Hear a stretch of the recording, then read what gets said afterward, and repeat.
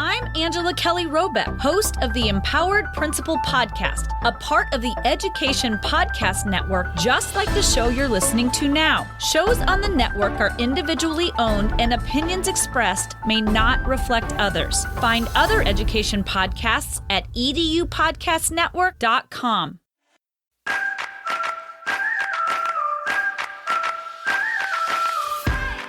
Teaching While Queer is a podcast for 2S LGBTQ+ educational professionals to share their experiences in academia. Hi, I'm your host, Brian Stanton, a theater pedagogue and educator in New York City, and my goal is to share stories from around the world from 2S LGBTQ+ educators. I hope you enjoy Teaching While Queer.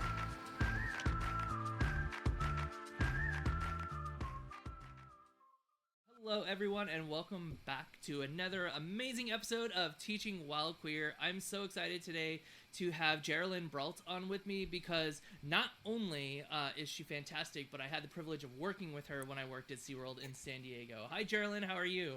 Hi, I'm great. Awesome. Tell me a little bit about yourself. Introduce yourself to the audience, as it were.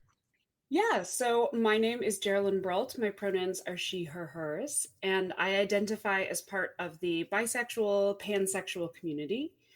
I am a professional actor and director in San Diego, and I teach currently at Miracosta Community College and Grossmont College, and I teach in the theater department. So I teach acting, Shakespeare, I've done makeup, intro to narrative theory, intro to theater. Lots of big nerdy theater things. I love nerding out on theater things, and it's so funny because I know so many theater teachers. There are tons of us on this podcast, so I have to be very careful about not being too nerdy because I will go into like the weeds, and then I don't want people to be like, "Wow, that was really just about theater." Well, yes, I also have ADHD, so I'm like, don't get me on an ADHD theater tangent. We won't get done. All right, folks, we are going to do our best to stay on task today. So, Gerilyn, let's take a trip back in time. Can you tell me what it was like for you growing up as a queer youth?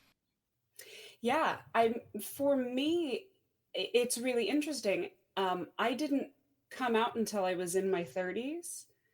And I think a large part of that is bisexuality, pansexuality was just not part of my vernacular growing up. So I didn't even know there was a community I could belong to, but I knew. I said a lot of people my age saw Sailor Uranus in Sailor Moon back in middle school. And that day that I first saw her in a suit, I was like, oh. So I always credit her with my awakening, as unconscious as it was. I'm going to just say, like, we all have that moment, right? We all have that awakening moment. Mine was Devon Sawa and Casper. Like, when Casper came to life, I was like, oh, boys, huh? All right, then. Right. Well, and that was my first time seeing a masked woman. And it was this, but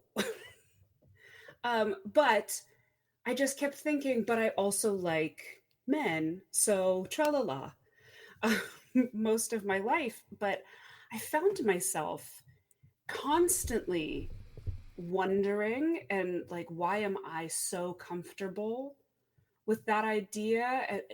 But I'm not gay. Like, I just was so lost. And it took a very long time for me to even like meet a bisexual woman. I was in college at Miracosta when I was a student when I met my first bisexual women, and that kind of blew my mind.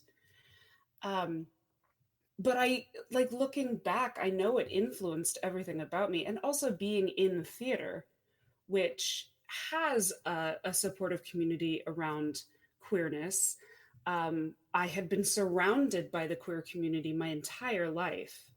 So it just took me a long time to get the courage to publicly come out in the community. And I think a large part of that was I didn't see enough representation of the spectrum of sexuality.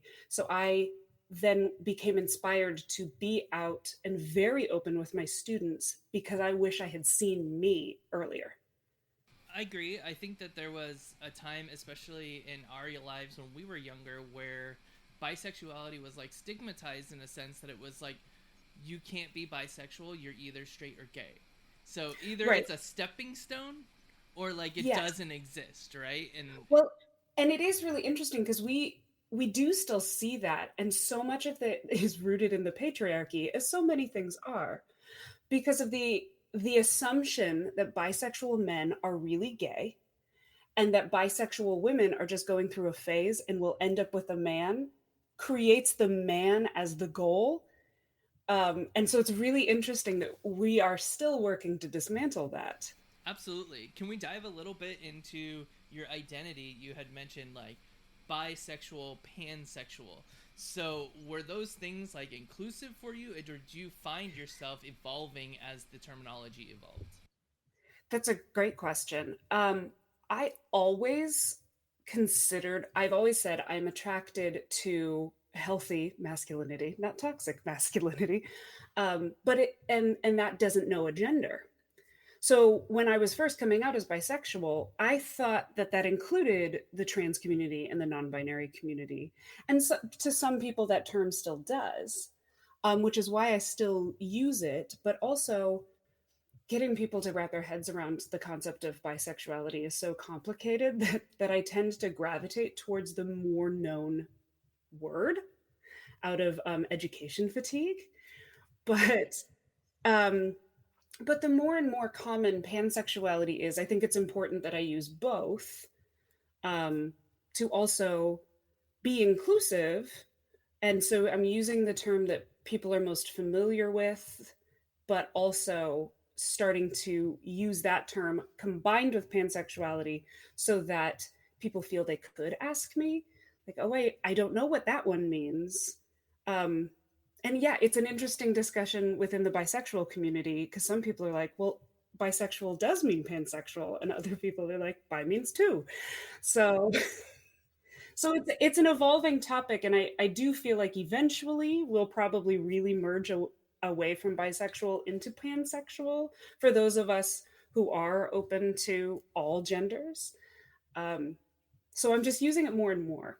I think there's an interesting thing that you're talking about here because I have the same experience. I'm a non-binary person, or I generally identify as queer, and I'm married to a man who is cis, and also I am also attractive to healthy masculinity. So for me, that includes transgender men, and so Hmm. I find myself also falling upon the pansexual spectrum because I don't think that people commonly associate like the idea. I personally believe that trans men are trans men, so like yes, Yes, homosexual. But at the same time, and they're I'm really hot. non-binary, and that person might not. They might identify as trans, non-binary, or somewhere else in the spectrum. So it really comes down to the person and that Right. healthy masculinity that you're talking about. And so I think it's so interesting because I think that we will get to a world where it's almost like multiple sexualities because you can have like I'm attracted to men and I'm attracted to masculine women and I'm attracted to um, trans men and like all of these genders that exist. And so I think it'll be interesting to see like just how the evolution continues, especially since it's Yeah. changed so much since I was a child. Like these terms didn't even exist. So I mean, it's changed so much in the last like 5, 10 years as a college teacher, seeing these students so comfortable exploring gender and sexuality in a way that I don't think I could have even comprehended at their age is so exciting. yeah, absolutely. And how do you see, like, as a college professor, how do you see your experiences as a bisexual, pansexual person showing up in the classroom as far as just the environment that you're able to create for your students? Yeah. One of the first things I do is in my introduction day, like, here's the syllabus. Um, I also give a little bit about me because I think that being open, because I am in schools that I'm protected to be open, I think it's very important that I am. So I just tell them on the first day, I say, and I am an out and proud bisexual, pansexual. So if you need someone to talk to, I can be someone for you.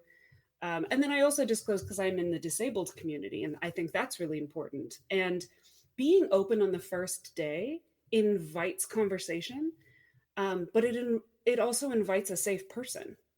So I have had students talk to me before they've talked to their parents and talk to me before they've talked to their friends because they know that I am open. And so they've just got someone they can cling on to while they're doing this self-discovery. And that's like community college. I feel like it's such a privilege because the average age is 18 to 20. So we're helping these students become adults. And that is a privilege I do not take lightly. That's one of those things that my husband and I have toyed with for the past several years, that like once our kids are growing, to like take on foster children who are 17 and kind of like help them through that 20 to like get established as adult, and specifically focus on the queer community where some of those folks are outed from their house just for being out of the closet. And so I love that you focus on that age range and that you consider it such a blessing, because I think that there's some people who are like, I just teach community college, right? It's just community college. And so I love that you have such a positive take on that, because it really is. I see the most transformation with my students during their senior years. Like, I can literally watch a child change into an adult from the beginning of their senior year to the end of their senior year. Like, once all the college applications are done, the second semester rolls around, and all of a sudden these like little budding adults come around. And then they go on to folks like you who are able to nurture them in a more adult fashion and to treat them more as equals. And I think that it's such a cool age, because it really is the work of becoming an adult. Yes. And there's also a safety in the transition. I mean, I was a student of community college. I know firsthand how much I love community college. But also sometimes we do have minors in our class, but their parents have to sign consent that, like, yes, they are an adult and they will be treated like an adult in this class. And so they're taking a college course. And so like a parent can't email me about a grade or something. I can't discuss that with them. I can't discuss anything. And so there's also, like, with some of our 16, 17-year-olds that come, we do a summer Shakespeare conservatory. So sometimes we've got 15, 16, and 17-year-olds in that program as well. And it's really fascinating when they realize that, no, you're in a college course. We can't disclose anything to your parents. And all of a sudden somebody's like, can I use he, him pronouns? And like having that freedom to finally do that because of the protection that college gives. And I'm so aware of that privilege as I look at what's happening in so many other schools around the country. What's wild to me is it's also in like your backyard. So you're in Yes. San Diego, California, and like Chino Hills is an hour and a half away, and they've got a school board that's just as conservative as some of the ones that I worked for in Texas. Well, and we've got one of my friends is the drama teacher at Temecula High School, and that story's starting to gain traction because Onstage Blog made a post about it. But he offered Angels in America as one of the many shows the students could read in his drama class because it was in the library and approved by the school to be in the library. And one parent complained, and he's on week 14 of leave. That's insane to me. Here's the thing that I find interesting is it's just like, when I was a kid, I don't recall parents deciding what was happening in my classroom. Like, no. My parents didn't ask questions. They just asked me if I got everything I needed, you know? And if I got a bad grade, they would ask me, what am I going to do to make it better? I don't recall my parents being so involved in what was going on with the classroom. And what drives me crazy specifically about this story is that it's like, there was already a process, but people are so afraid of theater. It's not always about reading, because my children in middle school were reading books that were about date rape. Yeah. And that was perfectly fine according to everybody, because again, we're going back to patriarchy, right? Mm-hmm. But if there was a story that even just had a gay character in it, the school board or people from the community would be in uproars about it. And it's Yeah. like, it's one of many offerings. You're not required to read it. If you don't want to read it, don't read it. But now this teacher is on leave for 14 weeks. For doing nothing wrong. And Right. part of that is, like, as many school boards across the country, it's happening. There is a movement from a small group of people, like Moms for Liberty, who are using the protection of children as the as the cover for political control. And they know that people don't pay attention to who's on an election for school board. People just kind of leave that blank or just vote, and they found the in. They don't have power in much of the rest of our legislation as far as this state in California goes, but they can have too much power in the school boards now, and it's terrifying. Yep, and that's the thing is that like these large groups are nationwide, and then they target specific communities. And what's wild to me is that just recently, like a couple of days ago, a woman was killed in Lake Arrowhead, also in California, folks, like a very Yeah. liberal state, killed in Lake Arrowhead for defending the fact that she had a pride flag on her business. She was a cis-het woman married to a man and was killed just for supporting the LGBTQ community.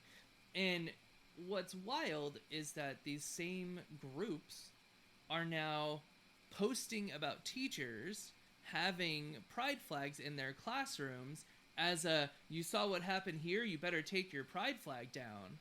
Yeah. And that to me is frightening, where people are literally advocating for the death and the hurt and the hurting of individuals based off of a symbol.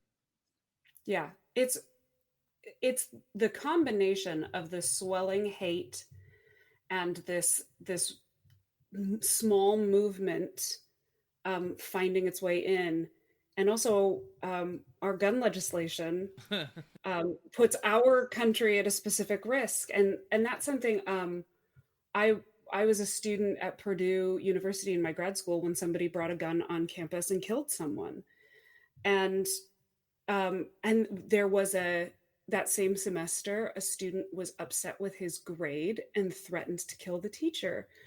And we were all put on high alert. And there's something about, like, with the college age, yes, we often don't have to deal with the parents, but we also have to deal with students old enough to get guns legally. And so there is this constant, and I think it is part of the fact that I was at a school that had a shooting and a disgruntled student threat, that I'm constantly aware of that threat. And unfortunately, that threat's getting higher and higher. I used to teach dual enrollment classes, which were college courses offered to high school students. And I said, for the first time, I don't know if I would accept that if I got offered that class, because we're not, I don't feel protected to be as open as I am on my college campus if parents are involved. And I know so many parents are supportive and wonderful, but those who are vocally against queer people, I feel very threatened by. Yep, I would agree. I think that it's a really hard time because it's like when things are good, you don't vocalize it. When things are bad, then people go off the handle. And what we need is more allies being vocal. And I just posted something about like there's a new study coming out where right now LGBTQ students are at the highest rate of feeling unsafe in schools, justifiably so, based off of everything that's happening around the country. And I'm just sitting here going, you know what? This is not a queer people problem. This is an everybody problem. Our responsibility as educators, administrators, and whatnot is to make safe spaces for students on campus. Students should feel safe no matter who they are. No matter who they are. That should be the bare minimum of what a campus whether it's college or high school, elementary, middle school, what a campus provides. And I'm just tired of it being like, oh, hey, welcome to the campus, queer person. Can you take the rainbow banner and like be the out and proud person out in front, keeping these kids safe? Because at my first school, when I started teaching, that was kind of my role. And when I left that school district, I got emails from people that were like, and Facebook message, like they found me to say, my kid wasn't at the high school yet, but she felt safe on her campus because you were there in the district. And I'm just like I really appreciate you, but I cannot bear that burden by myself. We need more people standing up to say that everybody should be safe on campus. Like, that's what I don't understand. I really feel like everybody should be on board with children shouldn't feel unsafe at school. Yes. Well, and I also think that, you know, when I was in college, and we had this moment of gay marriage was legalized, and Obama was a Black man was president, and I think the intrinsic optimism that lives within American culture came to our downfall there, because I think we just thought things were fixed. And I think those of us who like to cling to the optimism and the hope of it all, we're like, oh, we finally made it. We finally made it to an equal spot. And instead, the opposite is happening. And the fear that those who hate have, they're running with it, and they're gaining so much power through it. And that's always the way with hate, is you gain power through fear. And unfortunately, using children as the shield is working. And we need people who know better to speak up. And yes, it should not be on just the queer community to be doing this, because we're tired. Yep. And I would say the same thing when it comes to racial discrimination and whatnot. Yes. Black people do not need to be the shield, the banner waver for the Black community in their school. And the same thing with Mexican people or Honduran people, Peru, wherever you're from. Like, you shouldn't have to represent everybody. The disabled teacher on campus shouldn't have to be the only person advocating for the disabled students. And so what's wild to me is that these people are gaining power through school boards, through local elections and whatnot, and they know how powerful history is, and so they're erasing it. Because if we paid attention in the 80s to people like Anita Bryant, who started the Save the Children Foundation, which all of this is piggybacking off of, it has been 40 years, and it's the same hate and the same vitriol being spread, but nothing has changed. Like, we're still here. Yeah, they've played the long game, really, in several things, and we're seeing the end results in so many communities. We're seeing Roe v. Wade. We're seeing that people are using the religious freedoms that Roe v. Wade has kind of opened the door to attack gay people. Also, we're seeing that they're trying pretend discrimination, right? Because and the then specific we're seeing case that didn't even have like a real story. Yeah, and they're currently, the Supreme Court is going to be looking at the Americans for Disabilities Act in a way that really scares the disabled community, because those protections only came in the 90s. So it is just, but I totally agree with you. I joke that people who say they're against indoctrination are really only in favor of their indoctrination. Versus what I would argue is that most of the indoctrination that they are claiming and fear-mongering about is really just education and representation. Right. Well-rounded education, Yes. Not just one viewpoint. Yes. And that's the thing that gets me, is it's like, if we can't teach about all those things, what are you so worried about if we do? what is the end result? Are you worried that you're going to be treated the way that maybe you or your ancestors treated people? Like, obviously, if you don't want to be treated that way, then maybe it was problematic and we should learn from that to not have that behavior. I don't know. Yeah. Okay, I'm going to get us back to the topic at hand. I told you folks I'm going to try to stay focused, because I can get real heated about this all day long. Mm-hmm. So, as a theater educator, how do you see queer works showing up in your classroom? Do you have a lot where you are choosing works for your students, or do you find that your students are coming in with queer content that they get to explore? Well, it's really interesting because I always say the foundations of Western theater are queer, because drag is the foundation of Western theater. There were, and again, stems from patriarchy, women weren't allowed on stage. So every female character in ancient Greece and ancient Rome and Shakespeare was played by a male actor.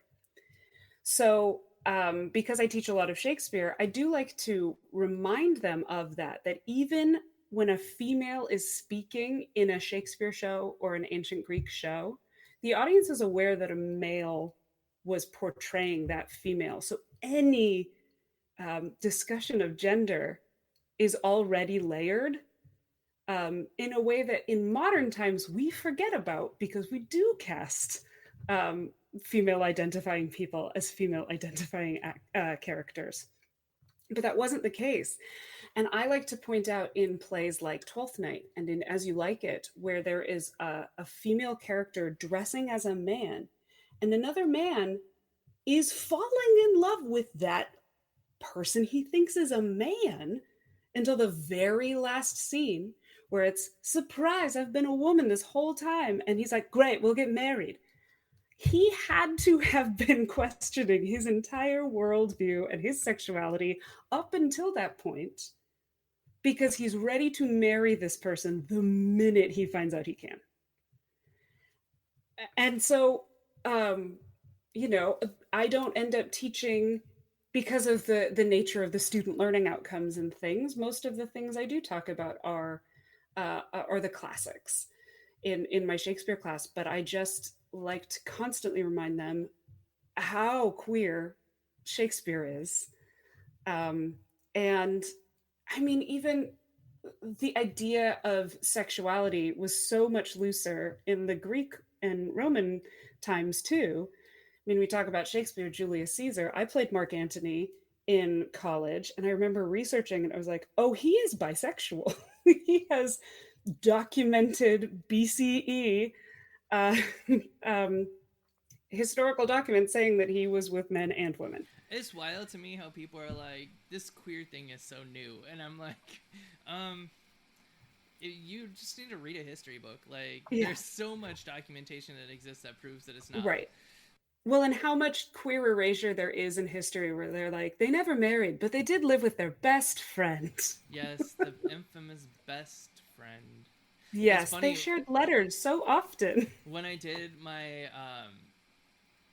my undergraduate recital in classical vocal, I did a recital called Gone But Not Forgotten, and it was all queer composers, people who were within the queer community, and I got a lot of backlash on YouTube about, like, including people like Bernstein and whatnot, and now there's this biopic coming out where it's like, Bernstein is admittedly bisexual, so, like, people just didn't want to see what was right in front of them, and they just wanted to accept that because he married a woman, then he was not bisexual. Yes.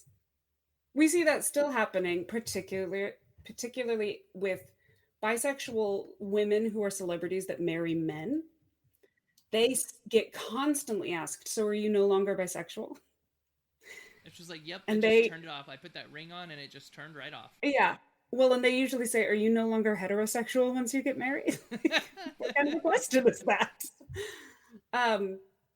Yeah, so I just think being open and really helping the students realize how much queer culture is within the foundations of theater. And also, I always have students in the community. I mean, That's kind of the nature of theater, is it's been a safe community for so long that people gravitate towards it. But what I really love is creating and fostering a classroom where just everybody feels supported. Because I know sometimes, particularly because of patriarchy, men who identify as straight get really worried that they will be misinterpreted uh, and when they take theater classes. And so trying to get them out of that fear and just be like, be a be a friendly human and you're fine. Be a human. What Be a a weird human. concept. Yeah. Yeah.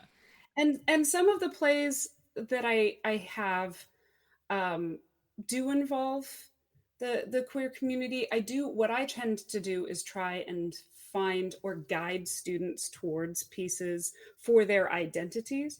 So in my classrooms, it's a lot of finding age appropriate things. So finding characters in their 20s, um, but also seeing what they want. With any of the non binary students, I always ask, hey, in scene assignments, if I can't find a non binary character, is there a gender preference you would like? Or if I've got students that are transitioning or are already identifying as trans, to honor that. But also, since I have a lot of background in voice and speech work, I always ask them, hey, do you have any vocal goals that I could assist with? Do you want to train your voice to speak in a lower register or a higher register? And how can I support that? And if they're comfortable, how can the entire class be supportive of that? But of course, it's a private conversation with them. And yeah, I keep hoping that we, as the both programs that I work at, do more and more queer pieces. I think understandably, we all became very hyper focused on racial representation. And I think that in some respects, particularly in theater departments, we got too laser focused on that, and the other representation that we should also be working on in tandem kind of got shelved. But I'm seeing that starting to change recently. I think we're starting to look at representation more holistically, and I hope that continues. I hope so too, because I think there's just power. There's so much power in representation and seeing yourself on stage, on screen. Like, it's almost self affirming in the fact that, like, you and other people like you truly exist, and what you are going through isn't just an anomaly. Yes. So, talking about anomalies and kind of just like affirmation and kind of representation, if you were to have a conversation with a teacher who's headed into the classroom for the first time and they weren't sure how to really go about being their authentic selves, what advice would Um, the first thing is a good little Google search, and searching to see if the school has already posted anything in support. For example, Miracosta College, that I am a part of, has something called the Out List, where faculty and staff can volunteer to be on there as like, yes, we are out at Miracosta, and it has our contact information, and so students can reach out to us. I've had community events reach out as well. And so seeing if, has your school ever made a statement of support? Or does it have something like the Out List? And check their social media. Do they post in Pride Month? Just because those are protected ways you can do research without outing yourself if you're not sure. And then I would always say, as much as we have a love-hate relationship with professional development weeks, it is a great way to be yourself in a teacher surrounded space. And there's something lovely about community of teachers, and you could find within that freedom of like, there's not parents on campus, there's not kids on campus, it is the teachers. um, and that's just if there's any hesitation, um, using the community of support that are the teachers. I love And that then, because both of those things are like dipping your toe in the water yeah, before you jump in full speed ahead. right. And 3-4 years ago, I would have been like, post everything, put the flags up. But I'm just hyper aware of the conservative religious right shift that's been occurring, and we're not as safe as we used to be. And so that is the harsh reality of, if you're starting in a new environment, if you can't find evidence that the school and the school system is already supportive, it is a dip your toe in. As and I always say, like you and I have said, allies need to speak up so much, because if you ever feel like your life is not safe if you are out in your school, then my wish for that person is that you have community at home that can support you if you are not safe enough to be out. And um, I still hope that you are able to find that little kid that needs you, and somehow express to them. But I also recognize that we're in a new old world. Yeah, it's on a loop right now because Yeah. they say those pendulums are swinging, and it really is like a wide swing. That Yeah, and it's like the two parties have swung in complete opposite directions. yeah, it's almost like that little like pendulum ball thing that sits on a desk where they just Yes, kind of and they're snapping. hit each other and fly way far back. Yeah. And then as we go into another school year, what do you think the educational community can do to make schools more inclusive for LGBTQ? Um, right off the bat, I think of libraries, and I think of representation in the resources you use. And, I understand that book banning is so in fashion right now.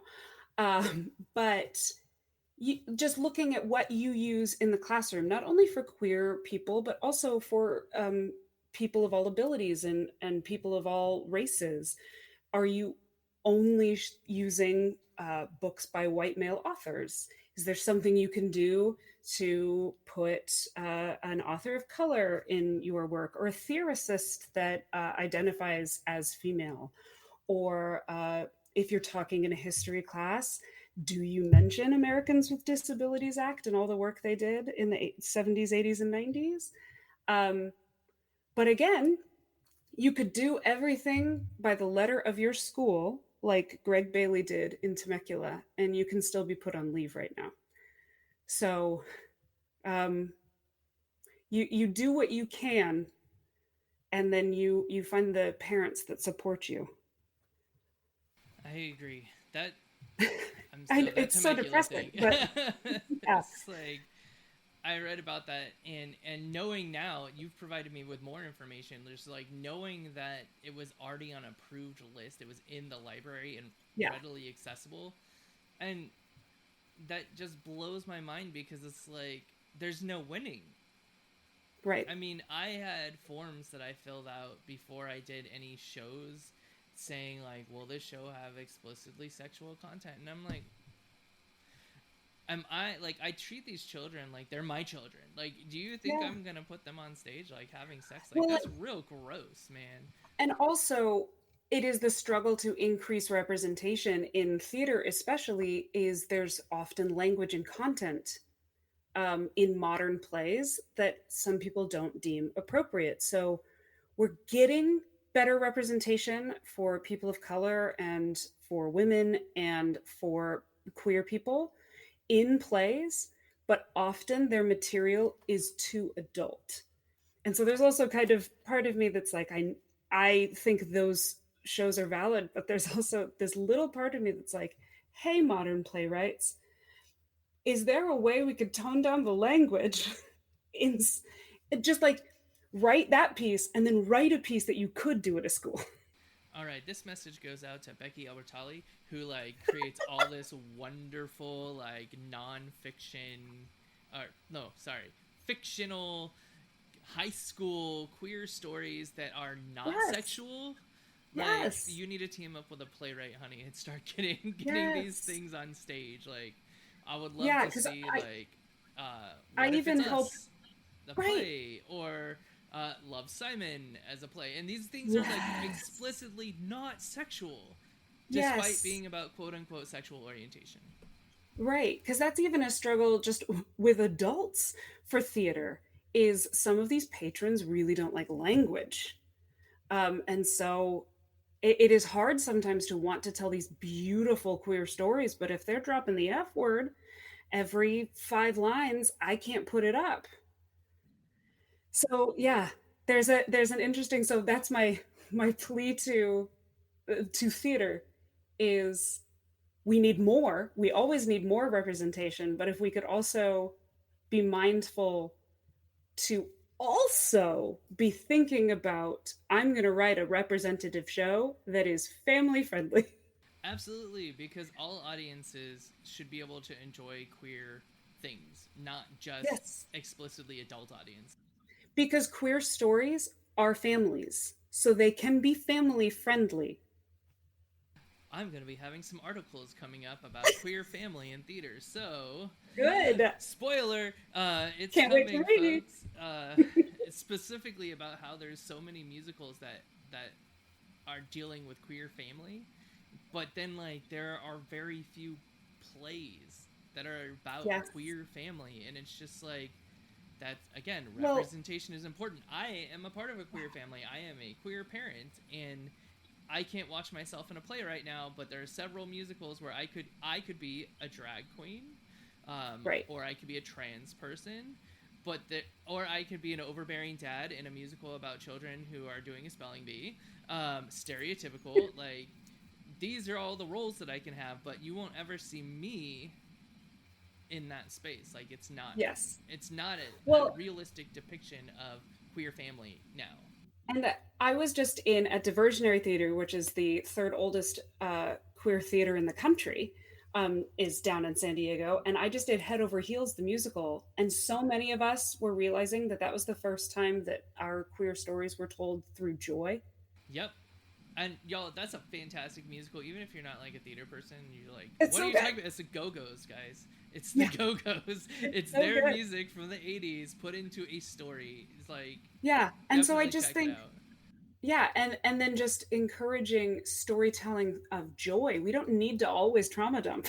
Yeah. Our history, yes, our history has trauma, but there has been joy throughout it. And I think that's also something that as an educator, I do like to focus on, the joy of the community, because we do, history folks, we do love to focus on pain and focus on the traumas that got us there. But there's also so much to celebrate along the way. And I think And I that goes think for we can everybody. highlight If you that. teach literature, if you're an English teacher or social studies or whatever you're teaching, I mean, math might be a little bit hard, but maybe you could do a word problem about joy. But like, where can we find those stories for everybody that Yes. that show off Black joy and queer joy and disabled joy? Like, where can we Yes. find those moments to show those things off? Because I've just taken 2 classes back to back, one focus on disability and accessibility in theater and one focus on queer theater, and the overwhelming majority of plays were about trauma. Right. Or the queer person dies at the end. Correct. Or if it was a play for accessibility and inclusion, it was about a disabled person being angry, which there is a lot of room where Yes. disabled people feel like, yes, I am on stage and seen right now because I am angry.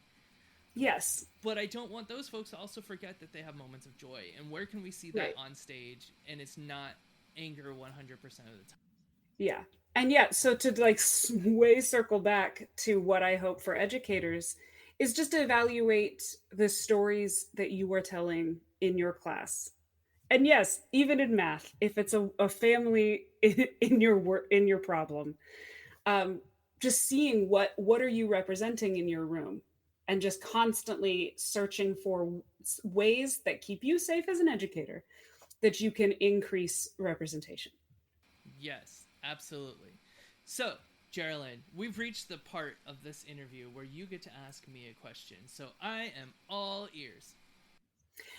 So I actually do have a question that I ask anybody who teaches high school right now.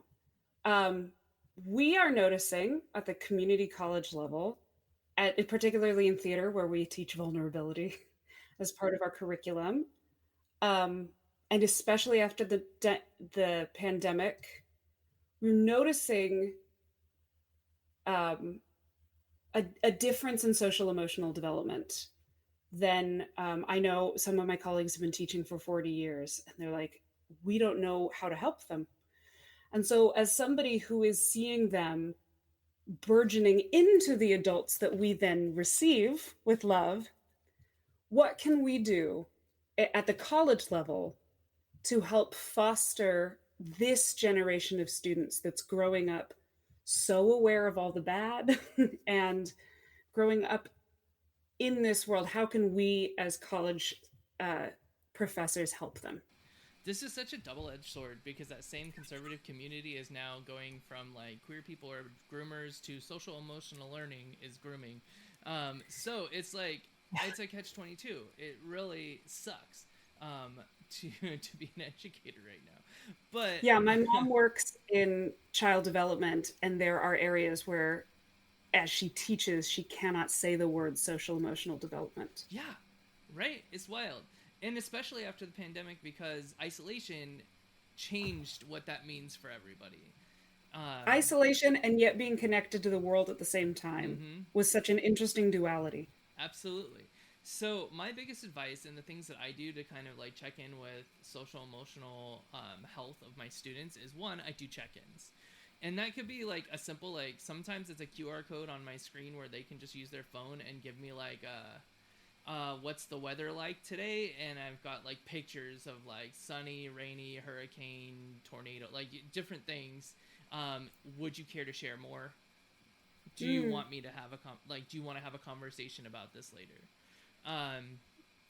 Sometimes I focus on mindfulness, and I do a lot of what we do in theater. Is our goal is to use the human body to give human emotions, and because we are doing that, we also have the ability to use the human body to relax human emotions. So that means breathing exercises and visualizations and things to get my students into a mindset to at least be able to take their baggage and leave it at the door. So when they walk into the room, we'll do breathing exercises and body relaxation and things like that to allow them to kind of be in this space and connected to this space, which also gives them the ability to have a social emotional check-in, because they'll be able to be like, oh wow, I was really feeling a whole type of way and I didn't realize I was just holding on to it. So those are kind of two things that I walk in leading with, is like I do a check-in, and I use Google Forms because I think that they're easy. There are lots of other resources out there that you can use. It can even just be like a, how you doing today? Thumbs up. Yeah, thumbs up, sideways, thumbs down. And sometimes I'm of a very empathic person, so I can feel, and many of us in the arts are, I can feel when the energy's off, and if there's a collective issue, I will cancel the lesson for the day, and we will talk about what the issue is, and figure out like how do we move forward from it, because we have a collective feeling that needs to be addressed before we're going to get any productive work done.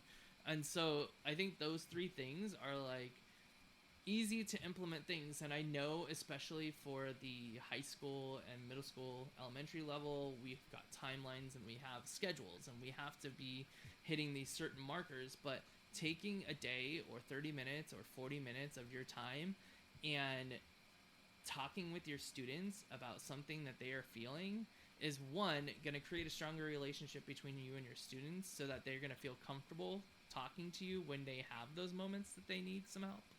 And two, it's going to show that you actually care, and therefore they're going to learn more, because people don't want to listen to you if they don't think you care about them.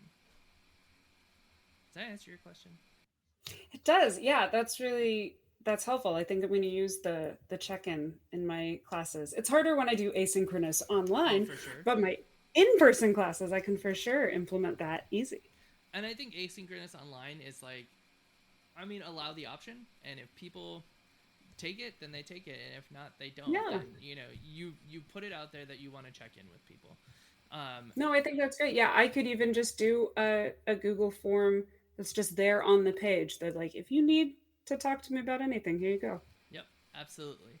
And I say, get as creative as you want. I'm talking about weather, and I absolutely stole that idea from professional development, from somebody else. And sometimes I do, like, what color are you today? And I try to get creative with what we're doing. Like, in your class, it would be like, how are we feeling today? Are we like Juliet? Are we like Lady Macbeth? Like, what are we feeling today? What's the TikTok audio vibe today? What is the TikTok dance of the day? Like, how are you feeling? But just getting an idea and trying to be as abstract as possible, because I think the hardest thing right now about getting people to be vulnerable is that they're afraid it's going to be used against them. And we have to be comfortable not getting all the information up front and just knowing, like, I'm just not feeling it today, or I'm meh today. And, like, I think that a good follow-up question that we can have with students is, do you feel like tomorrow is going to be different? You know, do you feel like you can get out of this slump or whatever? And I think those are things that need to be asked, because I think that a lot of times we might find, especially in young people, that it feels like the end of the world, right? And they may not feel like there's a lot of hope. They're just going to go through feeling crappy, and we have the ability to help them not feel that way. That's great. Yeah, I love that. Awesome. Well, I've really enjoyed talking with you, and I hope that you have an amazing day, and I just want to thank you for your time, and thank everybody for listening or watching our podcast today. Goodbye, everyone. Well, bye. Thank you, Brian, for offering this podcast. Oh, yeah. Thank you. I hope you're all enjoying.